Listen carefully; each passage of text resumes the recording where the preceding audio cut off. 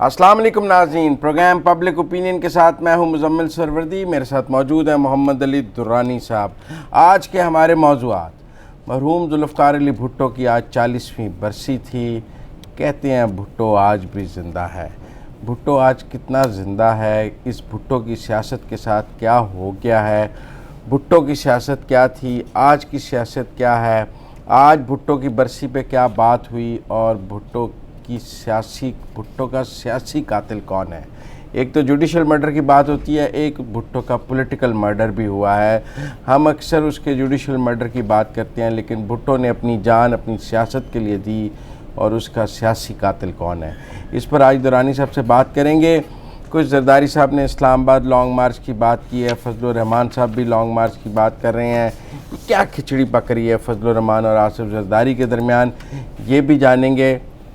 نئی کنٹروورسی شروع ہوئی ہے، اسحاق ڈار صاحب یکدم میڈیا پہ نمودار ہوئے ہیں، انہوں نے انٹرویو دینے شروع کر دیے ہیں۔ مجھے معیشت کا ٹھیکہ دوبارہ دے دیں، کانٹریکٹ مانگ رہے ہیں وہ پاکستان کی اکانومی کا، اور کہہ رہے ہیں کہ کانٹریکٹ میں لکھوا لیں مجھ سے کہ میں ڈالر واپس 120 پہ لے آؤں گا، معیشت ٹھیک کر دوں گا۔ یہ اسد عمر کے بس کی بات نہیں ہے، مجھے واپس دے دیں، میں دوبارہ چلا دوں گا آپ کو۔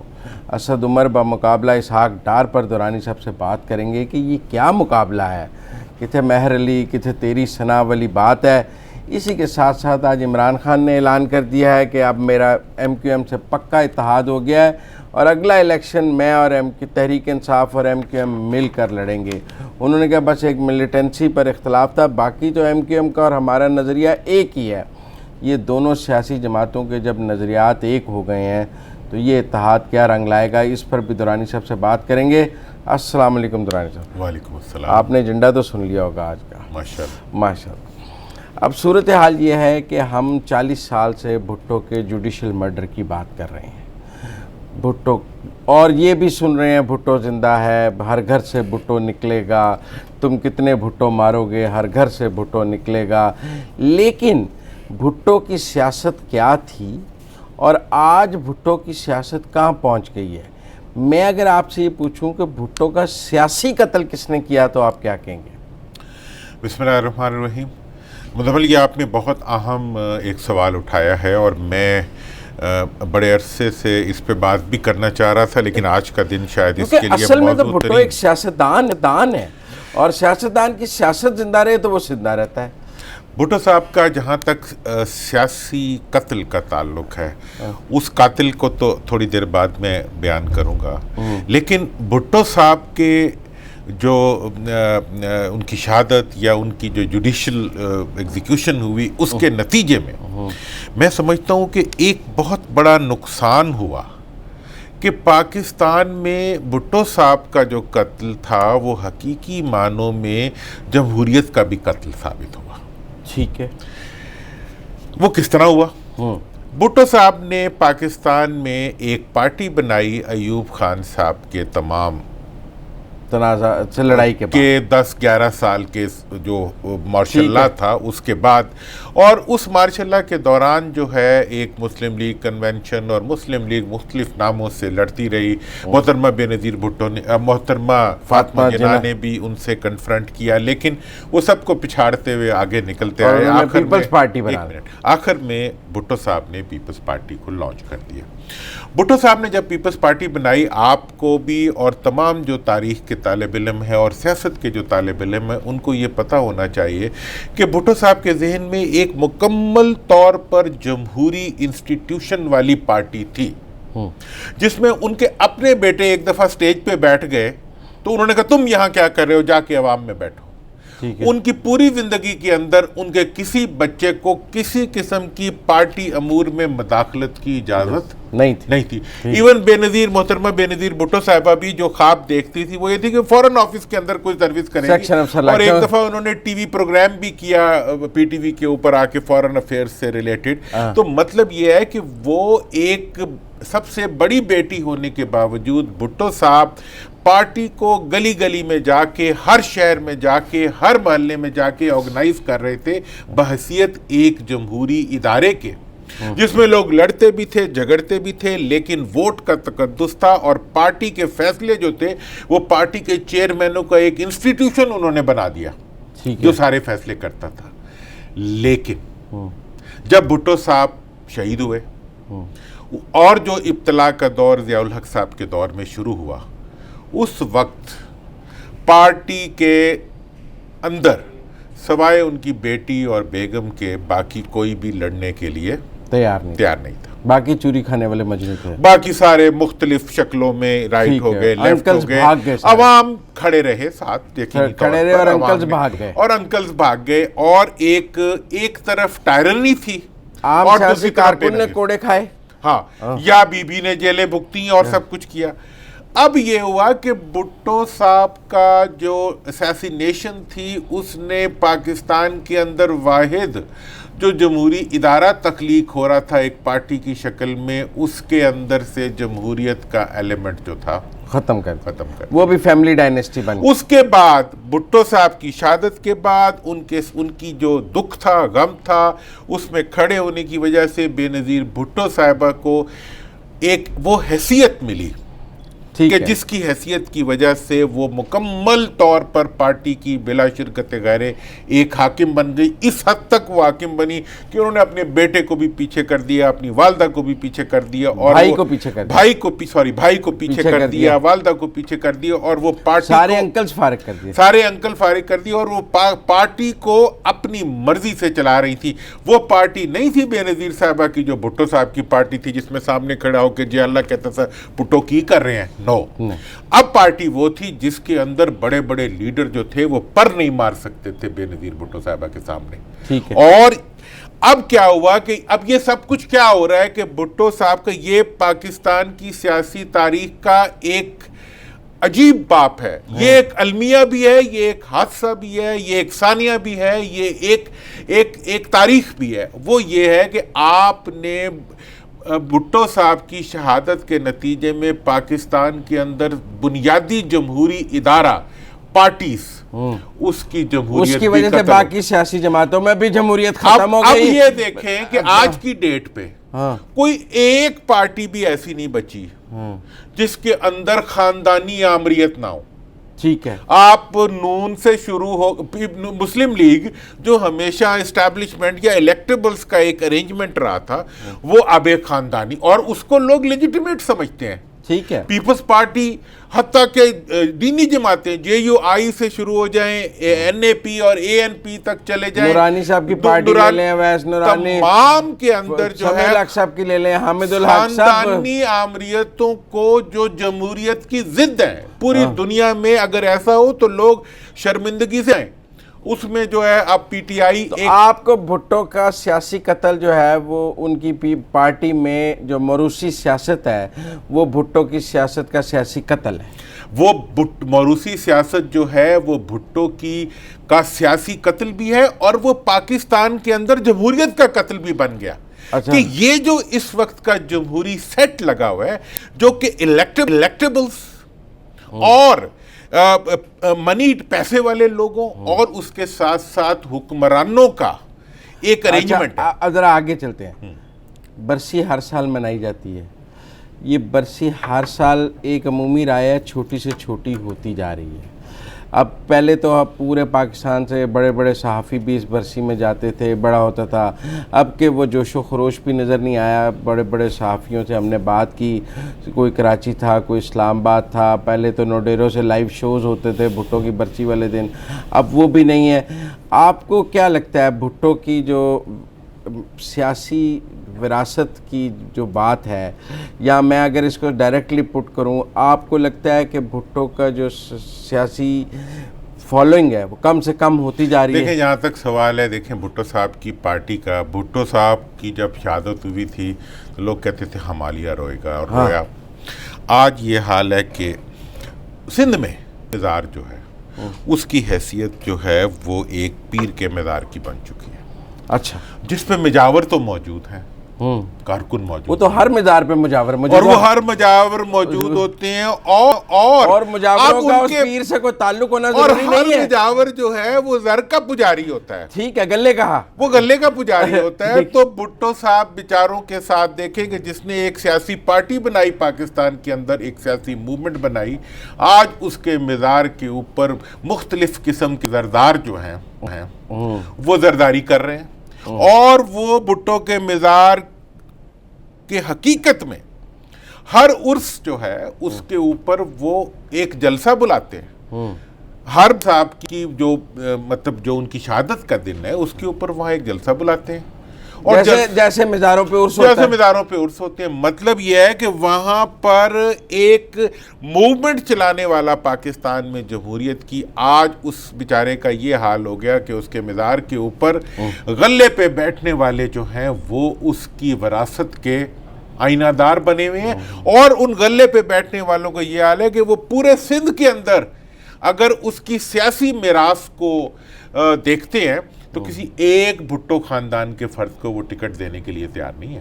ٹھیک ہے، آج اس کی پارٹی میں جو عہدہ ہے وہ الیکشن سے کسی کو نہیں ملتا، بلکہ ایک بند لفافے کے کھلنے سے کسی وصیت نامے کی بنیاد کے اوپر فاطمہ بھٹو نے تو آج ان کے خلاف ٹویٹ کیا، جو بھی کچھ فاطمہ بھٹو نے، غنمہ بھٹو نے خلاف جلسہ کیا۔ کسی بھٹو کی اس وقت سندھ کے اندر انٹری کی اجازت نہیں ہے، سندھ میں کوئی بھٹو نام اور بھٹو خاندان کا کوئی فرد جو ہے وہ سندھ کے اندر اس کی جان محفوظ نہیں ہے۔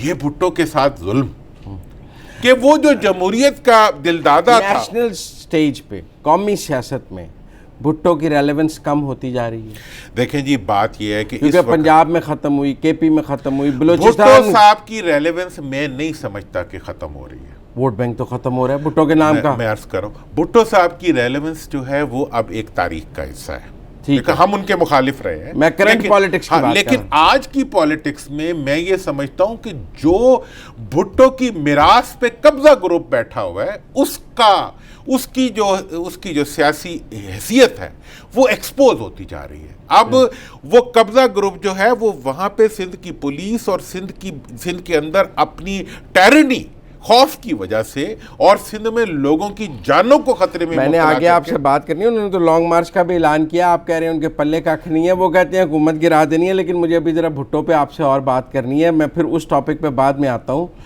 ووٹ بینک تو بھٹو کا کم ہو رہا ہے نا، روز بروز بھٹو کے نام کا ووٹ بینک کم ہو رہا ہے۔ دیکھیں ایک آدمی کے نظریے کا ایک ووٹ بینک، میرا ووٹ بینک دیکھیں نا، میں ہوں ہی نہیں، نہ میرا نظریہ ہے، نہ میں ہوں، نہ میرا خاندان ہے، نہ میرا کچھ اور۔ خاندان ہونا تو ضروری نہیں ہے، نظریے کا ووٹ تو ہے یہی تو میں کہہ رہا ہوں کہ نظریے کا ووٹ تھا، ٹھیک ہے نا جی۔ بھٹو کے نظریے کا ووٹ بنیادی ووٹ جمہوریت کا ووٹ، لاہور سے جہاں اور آپ یہ دیکھیں کہ لاہور سے جہاں بھٹو الیکشن جیتے تھے 200 ووٹ نہیں نکلتا اس حلقے میں، اور یہ بھی آپ دیکھ لیں کہ آج بھٹو صاحب کی برسی کے اوپر پاکستان کا کوئی دانشور، وہ دانشور جنہوں نے کوڑے کھائے تھے بھٹو صاحب کے لیے، ان میں سے بھی کوئی نظر نہیں آیا، اور وہ سارے کے سارے کم و بیش اگر ایک کے پاس آپ جائیں تو وہ آج کی جو بھٹو صاحب کے مزار کے مجاور ہیں، ان مجاوروں کی جو ٹائرنی ہے، ان کا پلنڈر جو ہے، ان کی لوٹ مار جو ہے۔ اب مجھے چونکہ بریک پہ جانا ہے، یہ سندھ میں یہ ووٹ بینک ٹوٹ جائے گا؟ میں سمجھتا ہوں کہ سندھ میں اس وقت ووٹ بینک جو ہے، بھٹو کا ووٹ بینک، وہ مجاوروں کے پاس نہیں ہے۔ بھٹو کا ووٹ بینک جو ہے وہ آج بھی وہ بے یار و مددگار ہے۔ بھٹو کا ووٹ بینک جو ہے وہ آج بھی خوار ہے۔ بھٹو کا ووٹ بینک جو ہے وہ آج لٹ رہا ہے۔ بھٹو کا ووٹ بینک جو ہے وہ آج تھر سے لے کے سکھر تک جو ہے وہ پانی۔ چلے مجھے بریک لینی ہے، لیکن بریک کے بعد آپ کو زرداری صاحب کا شارٹ سناؤں گا، پھر بات کریں گے آپ سے۔ ناظرین بریک کا وقت ہے، ملتے ہیں بریک کے بعد۔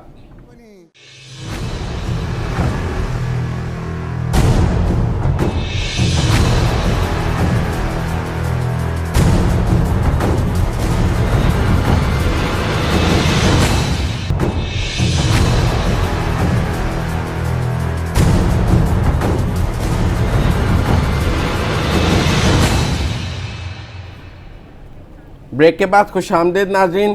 اب ہم نے بھٹو کی سیاست پر بات کر لی ہے، ذرا آج کی اب کرنٹ پالیٹکس پر بات کریں۔ میں آپ کو زرداری صاحب کا شارٹ سنانا چاہتا ہوں، ان کے شارٹ میں یہی بات آج ایک امپورٹنٹ تھی، باقی تو وہ کیسز کا اپنی بات چیت تھی جو بلاول نے کی۔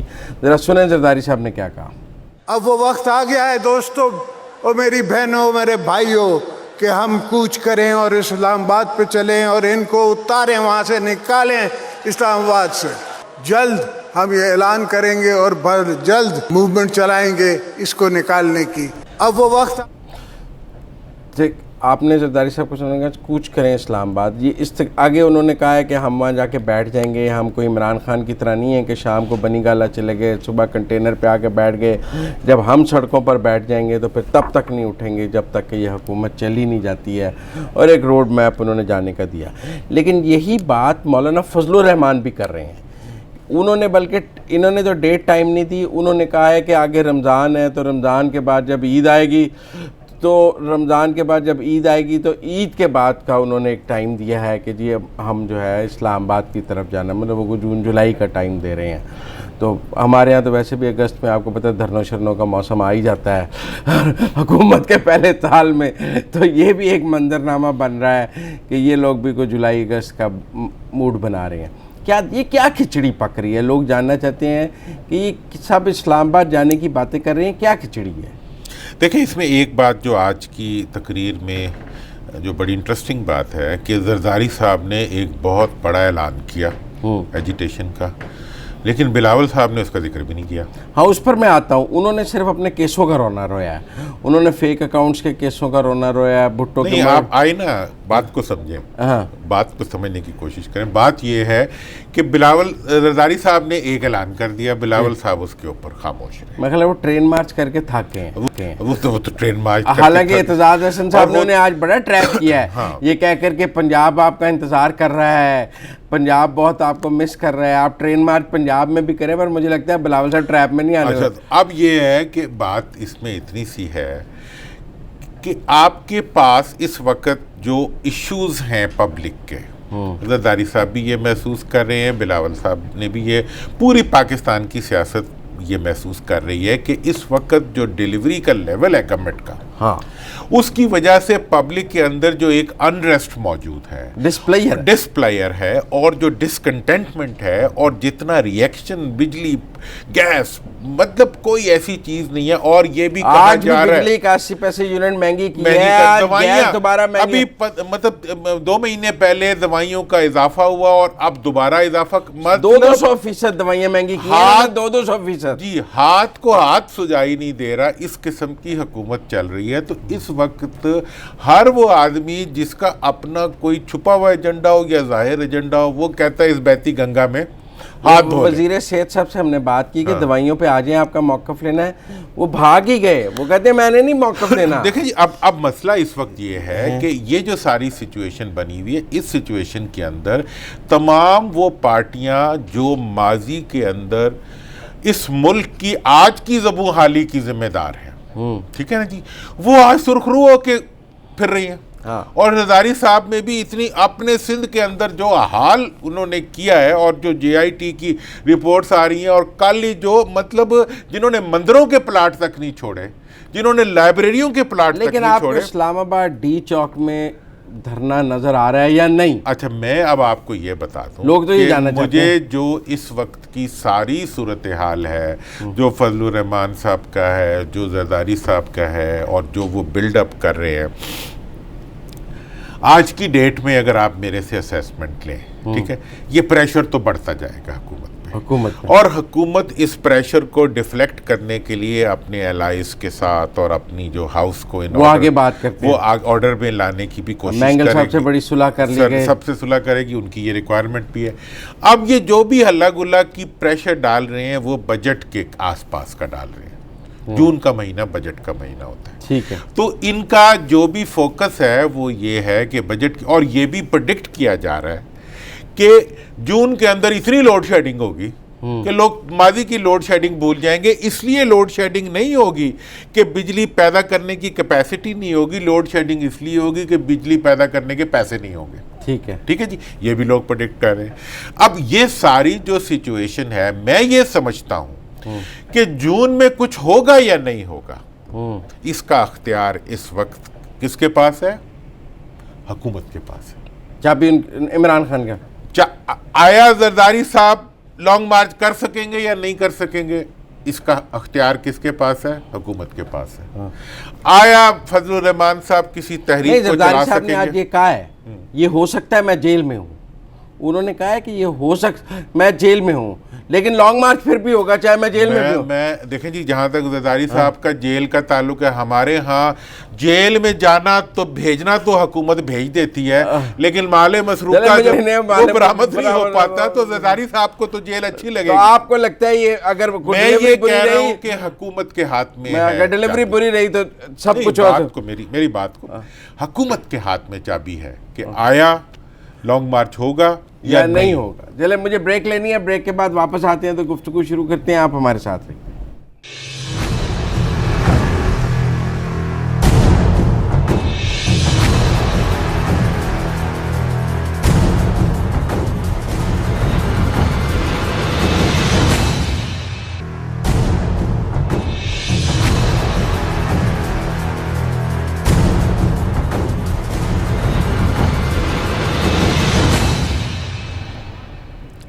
بریک کے بعد خوش آمدید ناظرین۔ درانی صاحب ہمارے ساتھ فاروق ستار صاحب ہیں۔ آج پرائم منسٹر نے اعلان کیا ہے کہ ایم کیو ایم اور تحریک انصاف کا نظریہ ایک ہے اور اب ہم آئندہ الیکشن مل کر لڑیں گے۔ میں نے کہا ذرا فاروق ستار صاحب سے نظریے کی بات کر لیں۔ السلام علیکم فاروق ستار صاحب۔ جی وعلیکم السلام۔ جی فاروق ستار صاحب، آپ کو تو بہت پہلے ہی علم ہوگا کہ تحریک انصاف اور ایم کیو ایم کا نظریہ ایک ہے، شاید آپ اسی لیے ایم کیو ایم کی بس سے اتر گئے۔ مجھے آج یہ انکشاف ہوا ہے، پہلے صرف نظر تھا لیکن آج تو زیادہ پتہ چلا اچھا کہ ایم کیو ایم کو عمران خان اس حد تک پسند کرتے تھے اور کرتے ہیں یا کرنے لگے ہیں۔ میں بتاؤں یہ کہ جب ورلڈ کپ جیت کر آئے تھے عمران خان تو میں اس وقت میئر تھا کراچی کا ایم کیو ایم کی طرف سے، اور میں نے انہیں پہلا استقبالیہ دیا جو انہوں نے قبول کیا اور وہ آئے۔ تو اس استقبالیہ کے فوراً بعد میں نے انہیں دعوت دی تھی کہ کسی اسٹیج پر ہم متحدہ بنیں گے، ہم مہاجر قومی موومنٹ سے۔ تو انہوں نے کہا نہیں، میں شاید سیاست کبھی نہیں کروں گا، اور انہوں نے اس وقت مجھے منع کر دیا تھا، لیکن کہا تھا کہ آپ کی سیاست اچھی ہے، مڈل کلاس کو امپاور کرنے کی آپ بات کرتے ہیں، مہاجر سے متحدہ ہو جائیں گے تو زیادہ اچھا ہو جائے گا۔ تو یہ اس وقت سے باتیں چل رہی ہیں۔ لیکن آپ کو بھی تو پچھلے دنوں تحریک انصاف میں شمولیت کی دعوت ہوئی ہے، آپ نے نہیں جوائن کیا؟ جی ہاں، مجھے ان کے 2 سینئر لوگوں نے دعوت دی تھی لیکن میں نے جوائن نہیں کیا۔ تو جب نظریہ ایک ہی ہے تو جوائن کرنے میں رکاوٹ نہیں تھی؟ جی دیکھیں، میں یہ سمجھتا ہوں کہ پی ٹی آئی کا ابھی کوئی نظریہ واضح نہیں ہے۔ اچھا، واحد پاکستان کی نظریاتی جماعت ہے جو اپنی پارٹی میں بھی احتساب کی بات کرتی ہے۔ یہ اور بات ہے کہ اس وقت اس پر کچھ کرپٹ اور لٹیرے لوگوں کا قبضہ ہو گیا ہے، لیکن یہ کہ بات بہرحال احتساب ہوا بھی اور پارٹی کے اندر احتساب ہوتا ہے۔ دوسرا میں یہ سمجھتا ہوں کہ جو ہمارا سلیکشن ہوتا ہے اس کا ایک طریقہ ہے، ایک تنظیم ہے، ایک آرگنائزیشن ہے، پھر ایک نظم و ضبط ہے، جو کہ میں سمجھتا ہوں کہ پی ٹی آئی میں نہیں ہے۔ تو پی ٹی آئی تو پیپلز پارٹی اور پی ایم ایل این کے رنگ میں رنگ جائے گی بہت جلدی۔ الیکٹیبلز کے ساتھ انہوں نے کمپرومائز کر دیا ہے، موروثی سیاست ان کے یہاں بھی نظر آتی ہے۔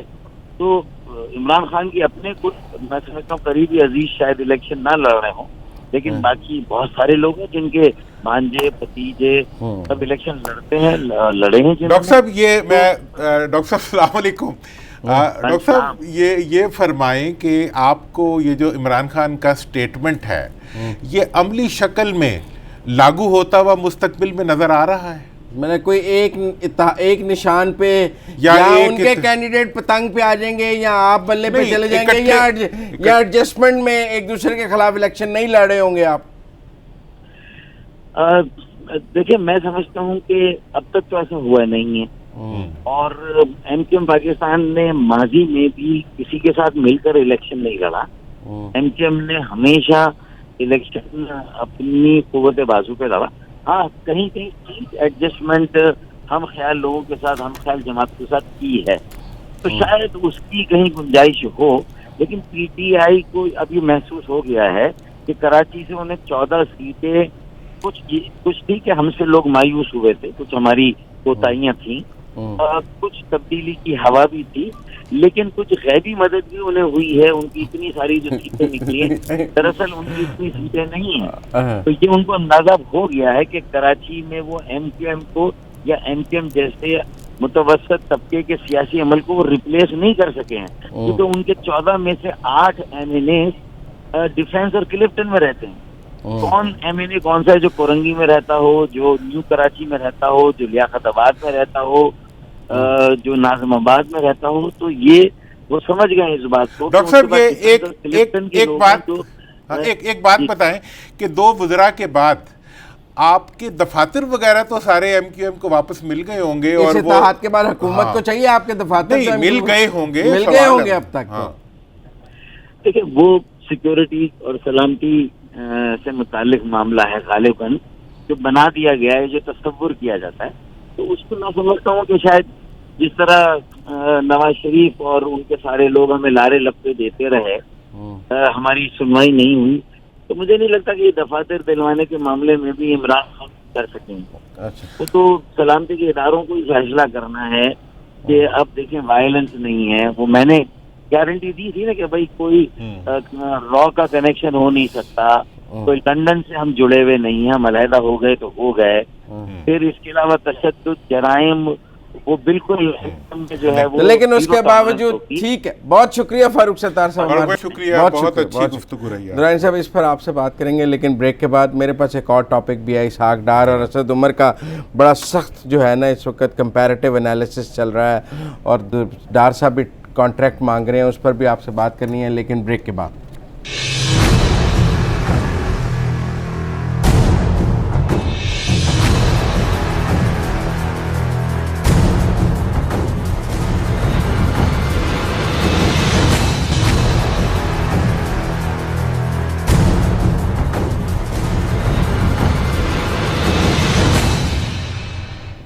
بریک کے بعد خوش آمدید ناظرین. ہم نے بریک سے پہلے فاروق ستار سر 1 منٹ صرف آپ کا فائنل اس پہ تجزیہ, مجھے اگلے ٹاپک پہ جانا ہے. آپ کو یہ کیسا فیزیبل لگتا ہے کہ دونوں جماعتیں مل کر آگے کراچی کے لیے بہترین کوئی کام کر سکیں گی؟ دیکھیں ابھی بہت دور کی بات ہے, ٹھیک ہے, ابھی لانگ وے ٹو گو. بہت سے ڈفرینسز ہیں, بہت سے ایشوز ہیں, کلچرل ڈفرینسز ہیں. ایم کیو ایم اور طرح کی جماعت ہے, پی ٹی آئی وہاں پہ اور طرح کی جماعت ہے, ابھی وہاں پہ ایشوز, لیکن وقتی طور پہ سیز فائر. لیکن میں یہ سمجھتا ہوں کہ یہ بجٹ کی طرف بڑھنے کے لیے ایک اچھا, عمران خان صاحب نے ان کو ساتھ ملایا کہ بجٹ سموتھ ہو جائے, اور یہ ایک اچھی سیاسی موو ہے ان کی, جو کہ ٹھیک ہے, چلے 2 مہینے اچھے گزر جائیں گے. اس کے بعد جو ہے ویسے بھی ان کے وزراء بھی بہت ٹرینڈ ہیں اور لیکن ایک ناراضگی جو تھی سرد میری تھی وہ ختم ہو جائے. ہاں, لیکن یہ ہے کہ بہرحال اب بھی جو لیک آف پاپولیرٹی ہے پی ٹی آئی کا کراچی کے اندر, اس میں یہ ایک ری انفورسمنٹ. اچھا, اب نا آج بڑی ایک عجیب ڈب ہو گئی ہے. اسحاق ڈار صاحب نے 2-3 انٹرویوز دیے ہیں مختلف چینلز پہ آ کے, اور انہوں نے اینڈ پہ یہ کہا ہے کہ گورنمنٹ مجھے نا کانٹریکٹ دے دے, میں ڈالر واپس 120 پہ لے آتا ہوں. ذرا سنیں ڈار صاحب کیا کہتے ہیں. ان کی انکمپیٹنس ہے کہ یہ ڈالر کو نہیں پکڑ سکے, اور جو چند ہینڈ فل آف لوگ ہیں جو اس ملک کے ساتھ سٹا کرتے ہیں, یہ ان کے ہاتھوں میں کھیل رہے ہیں. مجھے یہ کانٹریکٹ پہ دے, میں اس ڈالر کو واپس 120 پہ لے کے آتا ہوں. اچھا جی, انہوں نے کہا مجھے دیں, میں ڈالر کو واپس 120 پہ لے کے آتا ہوں. گورنمنٹ کی طرف سے حماد اظہر صاحب نے آج اس کا جواب دیا ہے. ویسے میرا تو خیال ہے جواب دینے کی ضرورت ہی نہیں تھی, اتنی امپورٹنس نہیں تھی, لیکن گورنمنٹ نے بڑا سیریسلی لیا. کافی لوگوں نے جواب دیا. ہم صرف حماد اظہر کا سنوا دیتے ہیں اس سے, تاکہ ایک آپ کو اندازہ ہو جائے.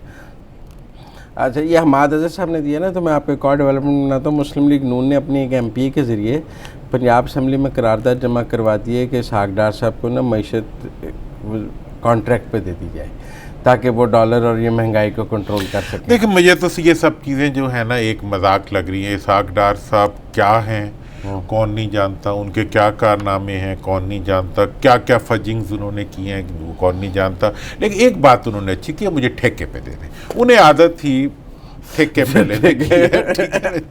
اور لیکن میں آپ کو ایک بات بتاؤں, لوگ کہتے ہیں مطلب ان حالات سے تو وہی بہتر ہے. وہ بات آپ سمجھیں, لوگ اتنے تنگ آ گئے ہیں. دوسری بات یہ ہے کہ ان کی جو لیک آف پرفارمنس ہے وہ ایک الگ ہے, اور ایک ایکٹ آف کرمنل ایکٹ ہونا دوسری بات ہے. اسحاق ڈار صاحب جو ہے وہ اس وقت مفرور ہے، ٹھیک ہے جی.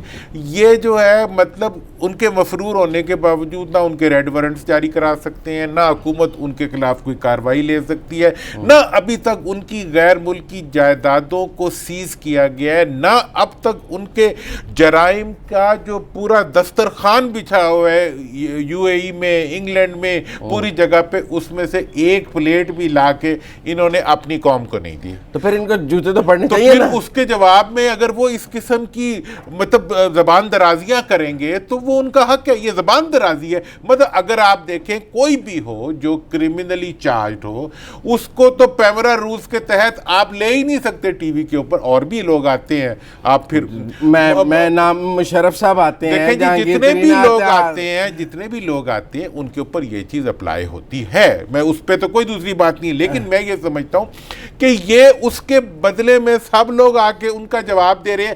ایک ایسے کرمنل اسحاق ڈار صاحب ہیرو بنتے جا رہے ہیں. دیکھیں جی، اس مطلب یہ ہے کہ ہیرو انہوں نے تو مطلب ہر چور کو ہیرو بنا دیا. مطلب آج زرداری صاحب بھی ہیرو بنے ہوئے ہیں، مطلب جنہوں نے پورا ملک لوٹ کے کھا گئے. آج میں میاں صاحب بھی ہیرو بنے ہوئے ہیں، پورا ملک جو ہے برباد ہو گیا.